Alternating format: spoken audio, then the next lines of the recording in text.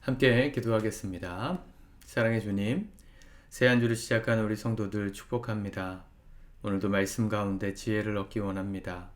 이 한 주도 또 주님 주시는 은혜로 승리하기 위하여 오늘도 붙들어야 될 말씀을 발견하게 하시고 그 말씀이 우리 안에 녹아져 우리의 삶 속에 열매 맺는 은총을 누리게 하옵소서.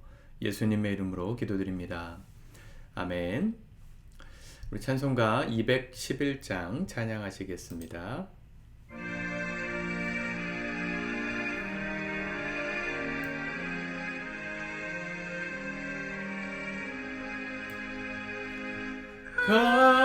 값비싼 향유를 주께 드린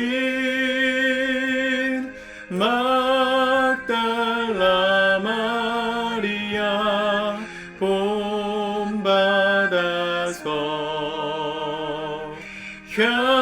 향기로운 찬제물 주님께 바치리. 사랑의 주 내 주님께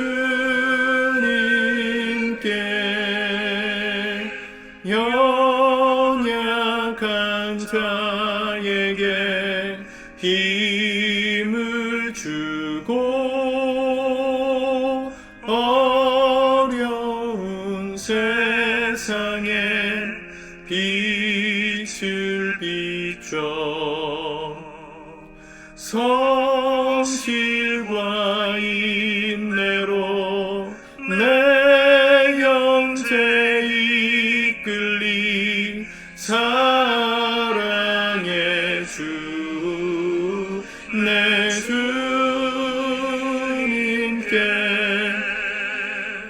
두려운 마음에 소망 주고 슬픔에 쌓인 자 위로하며 길 잃은 자에게 친절히 이끌리. 사랑의 주 내 주님께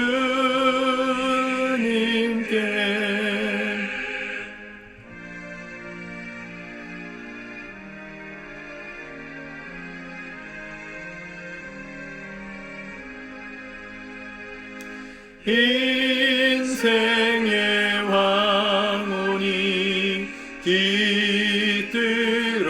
깃들어서 이 땅의 수고가 끝날 때에 주님을 섬기다 평안히 가리라. 사랑의 주 내 주님께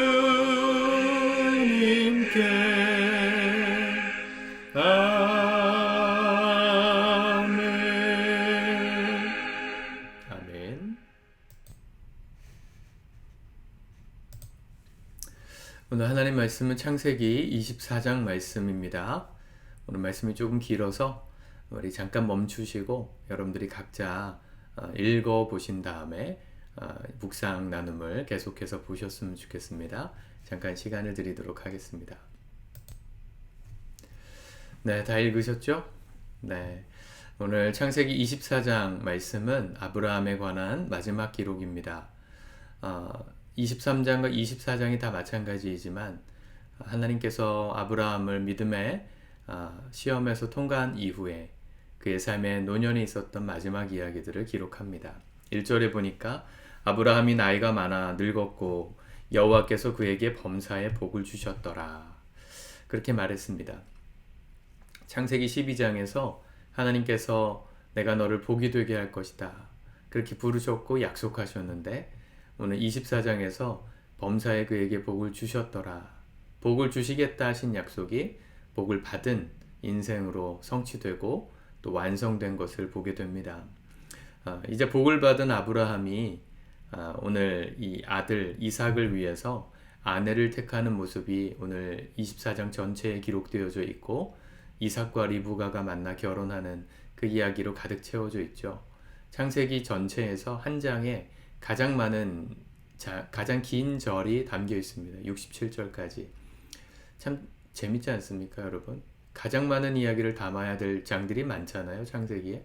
창조에 관한 이야기를 조금 더 자세하게 실으실 수도 있었을 것 같고, 노아의 홍수도 물론 자세하게 실었지만 더 많은 분량을 할애할 수도 있고, 또 아브람을 부르시고 그와 언약식을 맺으시던 그 장면에서 더 많은 분량을 쓸 수도 있을 것 같은데, 아들을 위해서 배우자를 구하러 가는 그 여정의 과정, 그 두 사람이 만나는 과정을 이렇게 자세하게 쓴다는 게 참 놀랍기도 하고 참 재밌기도 합니다.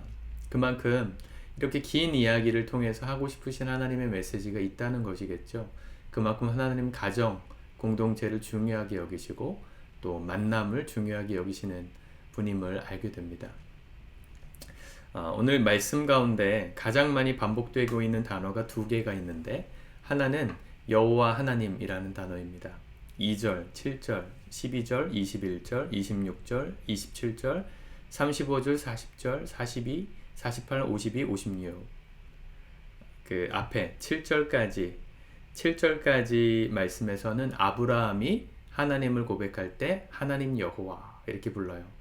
그리고 이후에 나오는 그 여호와라는 표현은 이 아브라함이 아들을 위해서 아내를 구하러 이 나홀 성으로 보낼 때 그곳에 가는 늙은 종이 하는 고백이죠.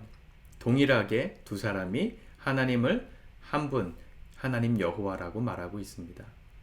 마침내 성공하고 복을 받은 아브라함의 전 생애를 요약하는 단 한 단어가 바로 이 하나님 여호와라고 말할 수 있습니다. 아브라함이 복된 인생을 살게 된 이유, 그건 바로 하나님 때문이시죠.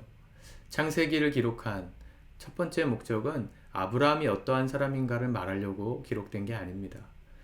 아브라함은 우리도 읽어봤지만 그렇게 대단한 인물은 아니고 믿음의 조상이라고 말할 만큼 견고한 사람도 아니었지요. 근데 그가 복을 받은 인생이 된 건 전적인 하나님 때문입니다. 하나님이 그를 택하신 이야기, 그를 택하시고 부르시고 복 주시고 그의 삶에 하나님이 하나님 되심을 드러내신 이야기, 그걸 말하기 위해서 창세기를 쓴 거거든요. 하나님께서 아브라함의 인생을 복되게 하셨다, 이걸 말하기 위해서. 이 창세기 최초의 독자였을 출애굽한 이스라엘 백성들은 아브라함을 부르시고 그를 복되게 하셨던 이 하나님 여호와의 이야기를 읽으면서 자신들의 삶도 부르시고 택하시고 지금 여기까지 인도하시고 앞으로 복이 되게 하실 그 하나님을 기대하면서 희망의 메시지로 이 말씀을 읽었을 것입니다. 바라기는 오늘 저와 여러분들에게도 그 하나님의 이야기가 희망이 될 수 있길 바랍니다. 재밌는 것은 그 아브라함의 삶의 복된 삶이 되게끔 하셨던 그 하나님 아버지 하나님 여호와의 이름을 누구의 입을 통해서 말하게 하십니까? 아브라함도 말했지만 더 많이 말한 사람은 이 아브라함의 종이었어요. 아브라함과 함께 지냈기 때문에 그도 늙은 종이 되었을 겁니다. 평생 이 주인 아브라함을 섬기면서 같이 살았던 종이 아브라함의 인생을 보면서 뭘 느꼈냐면 그를 인도하신 하나님, 그 여호와를 느꼈다는 거예요. 그래서 동일한 고백을 하고 있다는 게 참 도전이 된다 싶습니다. 오늘 내 삶을 복되게 하신 그 하나님의 은혜를 내 입으로 말하는 건 어쩌면 자랑이 될 수도 있지만 내 입이 아니라 나와 함께 살았던 타인의 입을 통해서 그 하나님을 고백할 수 있다면 그게 진짜 복받은 사람의 삶 아니겠습니까? 내가 믿는 하나님을 타인의 입을 통해서 고백하게 하는 것, 그게 우리가 살아가야 될 삶의 방향성이고 과제라고 생각을 합니다. 오늘 내 삶에 함께 하시는 그 하나님을 여러분들의 입으로 당연히 고백해야 되겠지만 여러분들과 함께 살고 있는 여러분들의 배우자, 여러분들의 부모, 여러분들의 자녀가 나와 함께 하시는 하나님의 그 은혜를 바라보며 동일하게 그 하나님을 여호와라고, 우리를 부르시고 축복하신 하나님이라고, 우리 아버지의 삶을 복되게 하신 건 하나님 때문이야, 우리 어머니의 삶을 축복하신 건 하나님 때문이야, 그렇게 고백할 수 있는 그런 삶이 된다면 그게 진짜 복받은 삶이라는 마음이 듭니다. 우리 평생 내 입술로 고백하지 않아도 타인이 우리의 삶을 보면서도 그 하나님을 말하고 경험할 수 있는 그런 진짜 복받은 생애가 되실 수 있기를 바랍니다. 두 번째로 가장 많이 나오는 단어의 표현은 내 아들을 위하여라는 말이에요. 9번이나 반복됩니다. 내 아들을 위하여 배우자를 이 아내를 택하라 이런 말을 하죠. 4절에도 나오고 계속 나와요. 내 아들을 위하여. 내 아들을 위하여. 아들을 위해서 얼마나 지극정성을 기울였는지를 알 수 있죠. 유대인들 사회에서 아버지의 역할 3가지 3대 의무가 있다고 보통 가르칩니다. 아버지는 자녀를 위해서 꼭 이 3가지를 해야 되는데, 첫 번째가 자녀가 태어나고 13살이 되기 전까지 이 모세오경, 토라의 말씀을 가르치는 게 첫 번째 의무예요. 두 번째는 자녀가 스스로 독립할 수 있도록 자녀에게 필요한 학문이나 기술을 가르쳐 주는 것. 그게 아버지의 두 번째 의무이고, 마지막 의무가 이 자녀를 위해서 배우자를 구해주는 게 3번째 의무입니다. 우리 시대에 만약에 부모가 자녀의 배우자를 정해준다, 그게 의무다라고 말하면 인권 탄압이라고 데모할지도 몰라요. 왜 내가 원하는 사람하고 결혼 못하게, 뭐 드라마도 그런 이야기 많잖아요. 정략 결혼해야 되냐, 이렇게 생각할 수도 있지만, 고대 사회로 갈수록 부모가 자녀의 배우자를 구해주는 건 의무이자 권리였습니다. 권리였어요. 권리. 당연한 거였어요. 우리 부모님들 세대에도 그런 분들이 계시죠. 얼굴도 모른 채 부모님이 결혼하라고 해서 첫날 밤을 같이 보내서 평생 같이 산 그런 우리 어르신들, 부부들이 많이 계시잖아요. 그게 부모의 권리인데요. 유대 사회에서의 독특한 이 권리 사용은 어마무시한 의무가 함께 붙는 권리였습니다. 엄청난 대가를 요구하는 의무 사항이었어요. 오늘 10절에 보면 이의 종이 그의 주인의 낙타 중 10匹를 끌고 떠났는데 곧 그 주인의 모든 좋은 것을 가지고 떠나서 아들을 위해서 배필을 구하러 갑니다. 늙은 종이. 낙타 10마리도 고대 시대는 어마무시하게 비싼 거죠. 우리나라 제가 이 아브람 강의할 때도 얘기했지만 낙타 한 필이 얼마나 비싸요. 우리나라 소 한 마리 얼마입니까? 500만 원, 600만 원 하나요? 잘 모르겠는데 그게 10필이라 그러면 5천만 원. 그냥 단순 계산해도 굉장히 큰 돈이고, 그것뿐만 아니라 그 주인의 모든 좋은 것을 가지고 떠났다. 그만큼 이 늙은 종을 신뢰했다는 얘기겠죠.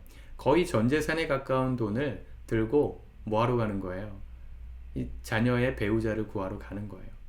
그게 의무였습니다.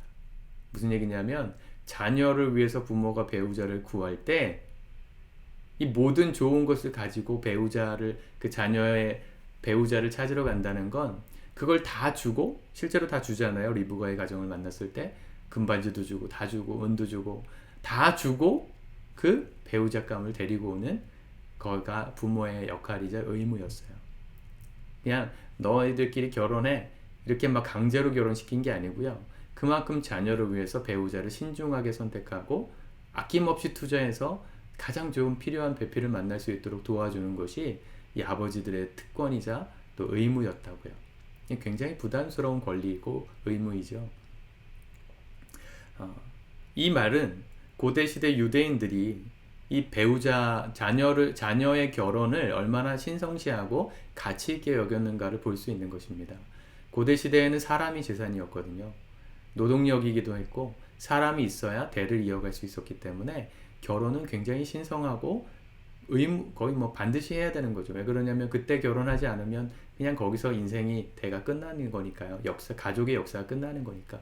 지금도 마찬가지인데 지금은 그런 가정의 가치관이 많이 무너지다 보니까 결혼도 안 하고 그냥 사시는 분들도 많잖아요. 고대 시대는 그렇지 않았다는 겁니다. 그만큼 소중하고 가치 있는 걸로 봤어요. 결혼이라는 걸.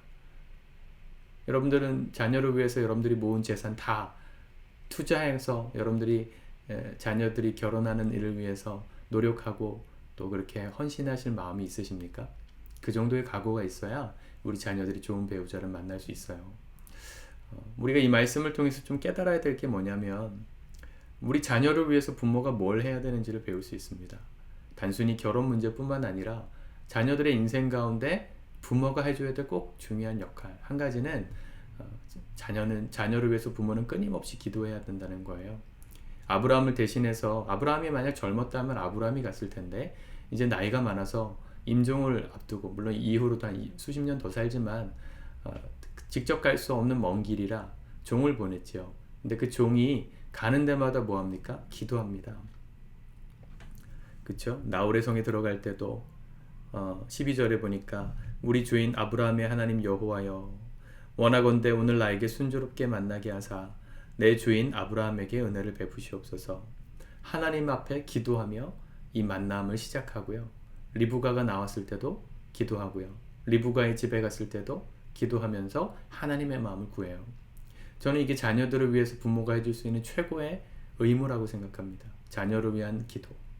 여러분 다른 기도는 못 하셔도요, 여러분들이 자녀를 위한 기도는 날마다 하셔야 돼요. 매일 하셔야 돼요. 저는 저희 부모님에게 그 빚을 졌어요. 저희 어머니가 날마다 새벽을 깨워서 수십 년째 저희 두 아들, 가정, 저희 손자들, 손녀들 위해서 매일 기도하십니다. 제가 그 기도의 덕을 보고 오늘까지 여기까지 왔거든요.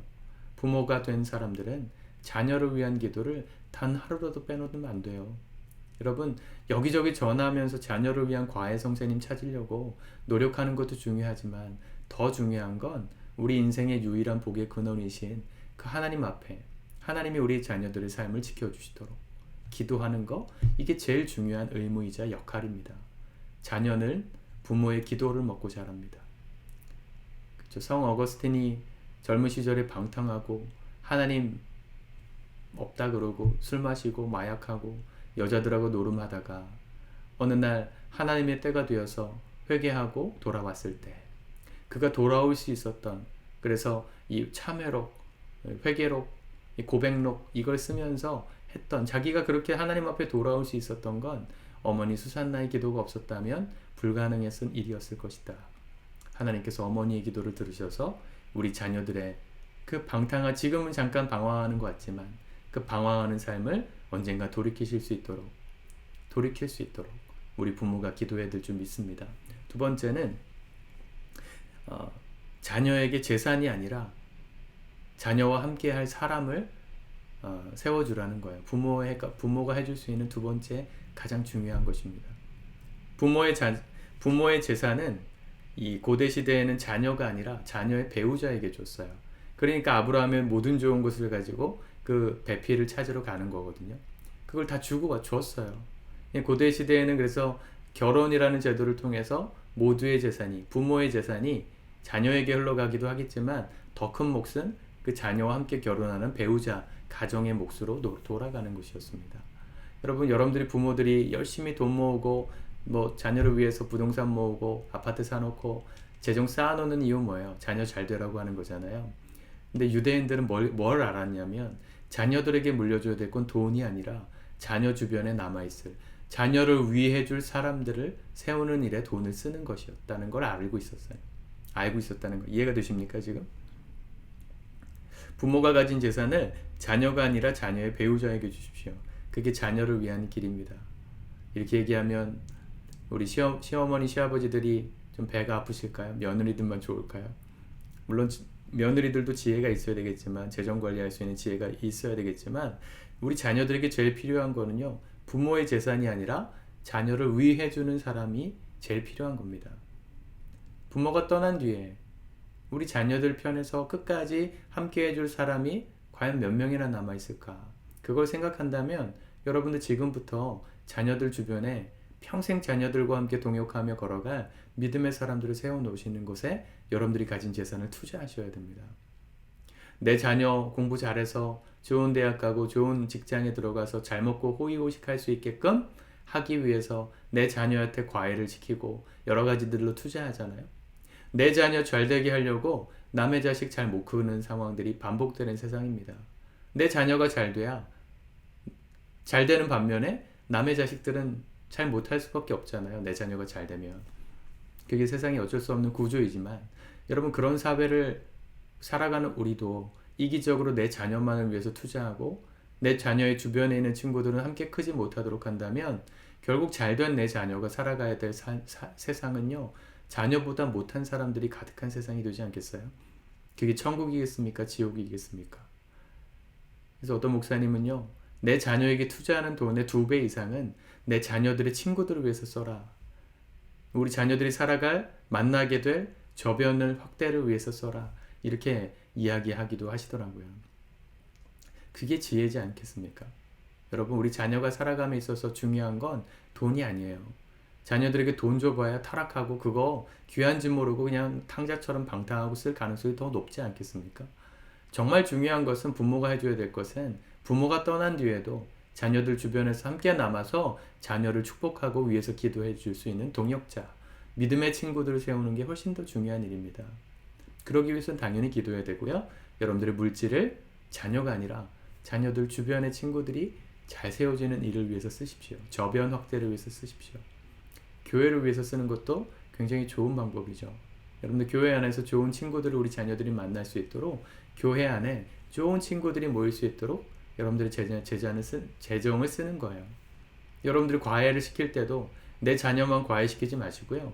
함께 걸어갈 좋은 믿음의 동역자들이 함께 준비될 수 있도록 투자할 수 있다면 우리 자녀가 살아가야 될 그 다음 세상은 정말 든든하지 않겠습니까? 오늘 리브가를 구하는 과정에서 아브라함은 이삭을 위해서 이 돈을 쓰지 않았고요. 그 자녀와 이삭과 평생 같이 갈 리브가를 위해서 아낌없이 재정을 썼습니다. 우리가 그 지혜를 좀 배울 수 있기를 축복합니다. 무엇을 위해서 투자할 것인가?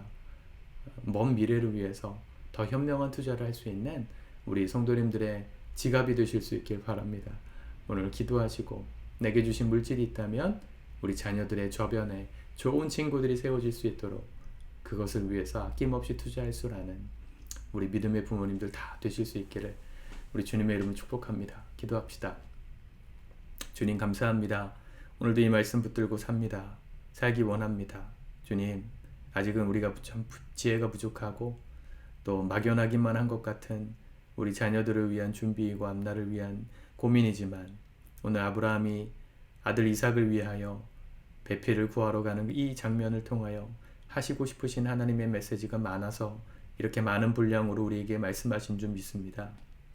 하나님, 주의 말씀 오늘도 끝까지 붙들고 주님 더 지혜로운 투자, 우리 자녀를 위해서 부모가 할 수 있는 가장 좋은 것을 우리가 잊지 않고 성실하게 감당하고 또 실행하는 멋진 믿음의 부모들 다 될 수 있도록 축복하옵소서. 예수님의 이름으로 기도드립니다. 아멘.